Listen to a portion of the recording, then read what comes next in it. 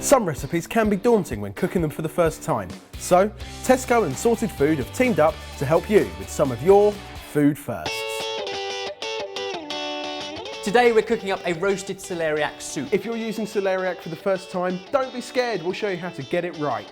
Here's all the equipment that you're going to need. And if it's easier, why not screen grab this image?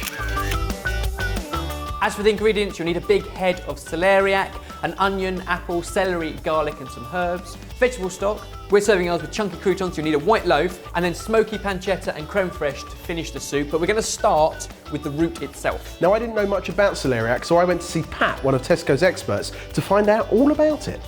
Celeriac is becoming really popular. Why do you think that is? It's very popular because it's very versatile.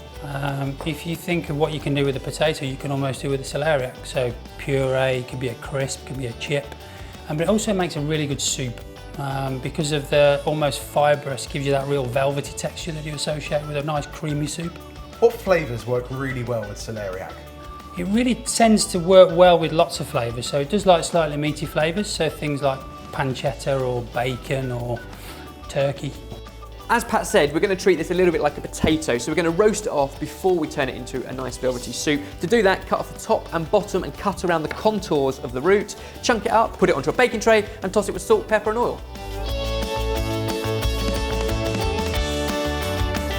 With it all chunked up, it needs to go into a preheated oven at 180 degrees Celsius for somewhere between 45 minutes to an hour, and that will depend on kind of the size you cut it up, but until it's golden all over and soft all the way through. In the meantime, we can carry on with our other soup ingredients. So we need to peel and roughly chop an onion, a cooking apple, a couple of cloves of garlic and some celery.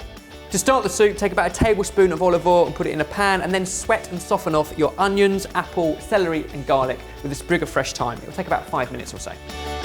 Now, because our soup is so thick and velvety, we actually want some croutons to sit on top. So we're going to do really chunky ones. Take yourself a loaf of white bread and cut it into cubes. Place those onto a baking tray, toss in oil, salt and pepper, and it's going into the same oven, 180 degrees Celsius, for about 4 or 5 minutes until they're golden and toasted. Next up, once the onion, celery and apple has started to soften, put all of your roasted celeriac into the same pan, along with a couple of leaves of sage and your veg stock. Bring it up to boil and simmer it gently for about half an hour. We loved Pat's idea of adding pancetta, so we've got a really smoky pancetta here. We finely diced some up. We're going to put it into a frying pan with some oil and we're going to fry it really slowly so it goes nice and crispy and golden. And to finish our soup, all we need to do is blend it up until it's smooth. So all of the veg, all of the liquid, a couple of tablespoons of creme fraiche, and you might need a bit of extra warm water, depending on how thick your soup ends up. But you want it thick enough that the croutons will float and not sink.